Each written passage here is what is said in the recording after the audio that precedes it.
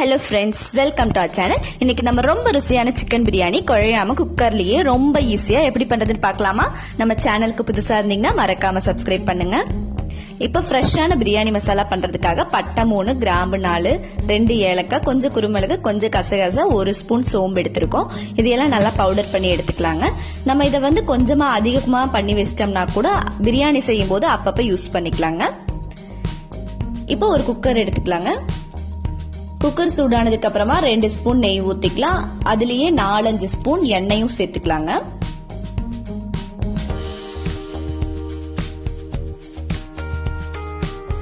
இப்போ இது நல்லா சூடாகட்டுங்க. தாளிக்கிறதுக்காக 2 பட்டை, கிராம்பு 3, பிரியாணி இலை, ரோஸ் பூ, ஸ்டார் பூ, ஏலக்காய் 2 இதெல்லாம் எடுத்துருக்கோங்க.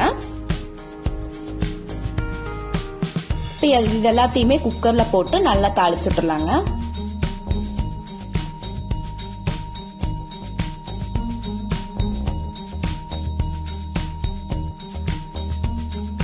அடுத்ததா பச்சை மிளகாய் 4 சேர்த்துக்கலாங்க.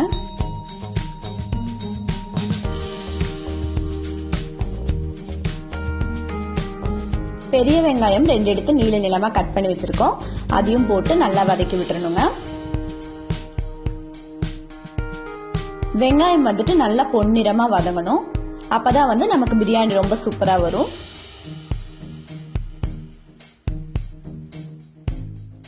பாருங்க, நல்லா வதங்கிட்டு இருக்குது வெங்காயம்.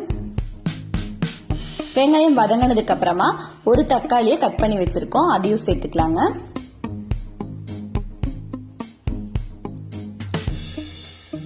தக்காளியும் நல்லா வதங்கட்டுங்க.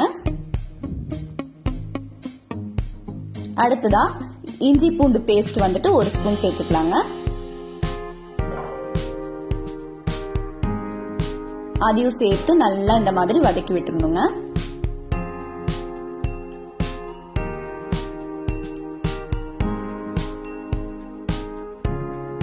பாருங்க, ரொம்ப நல்லா வாசனையும் வருது.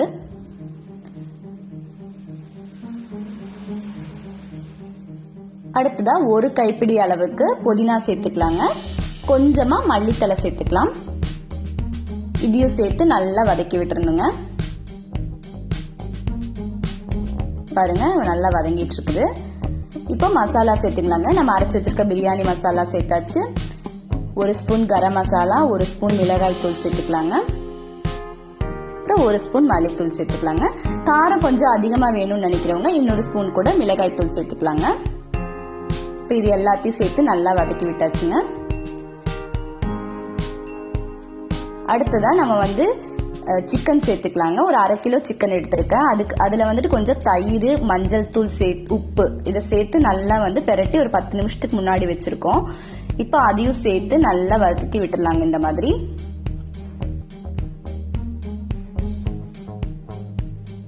ஒரு 5 நிமிஷம் இது இப்படியே இருக்கட்டுங்க. அடுத்ததா இதுல நம்ம தயிர் சேர்க்க போறோங்க. ஒரு 1/2 கப் தயிர் எடுத்திருக்கோம். நம்ம புளிக்காத தயிரை எடுத்துக்கலாங்க. அப்பதான் நல்லா இருக்கும். இந்த 1/2 கப் தயிரையும் அதுல சேர்த்து லெமன் ஜூஸ் ஒரு ஸ்பூன் சேர்த்துக்கலாங்க. இப்போ இதை நல்லா வதக்கி விட்டுறணுங்க. தயிர் எல்லா கறியிலுமே நல்லா படுற மாதிரி நல்லா வதக்கி விட்டுறலாங்க. இதுவும் ஒரு 5 நிமிஷம் அப்படியே இருக்கட்டுங்க. அடுத்ததான் இப்ப நம்ம ஊற வச்சிருக்க அரிசி சேர்த்துக்கலாங்க. அரிசி நான் நார்மலா சாதாரண சாப்பாட்டு அரிசி தான் எனக்கு எடுத்திருக்கேன். நீங்க பிரியாணி அரிசி இல்ல பாஸ்மதி அரிசி எது வேணாலும் எடுத்துக்கலாம். அரிசி இந்த டம்ளர்ல தான் நான் அரிசி சேர்த்திருக்கேங்க. ஒரு 3 டம்ளர் நான் எடுத்திருக்கேன் அரிசி ஊற வச்சு. பாருங்க, அரிசி சேர்த்து இந்த மாதிரி நல்லா கிளறி விட்டுடலாம். அதுக்கப்புறமா நான் இந்த எடுத்திருக்கிற டம்ளர்லயே 7 டம்ளர் அளவுக்கு நான் தண்ணி ஊத்திருக்கேன். தண்ணி ஊத்தி இந்த மாதிரி நல்லா கிளறி விட்டுடலாங்க. அப்படியே தேவையான அளவு உப்பும் சேர்த்துக்கலாங்க.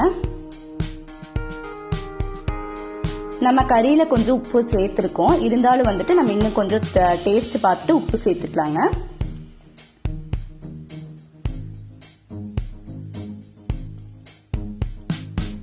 இப்போ இதை நம்ம க்ளோஸ் பண்ணி வச்சிடலாங்க. ஒரு 2 ல இருந்து 3 விசில் வரைக்கும் வரட்டும்.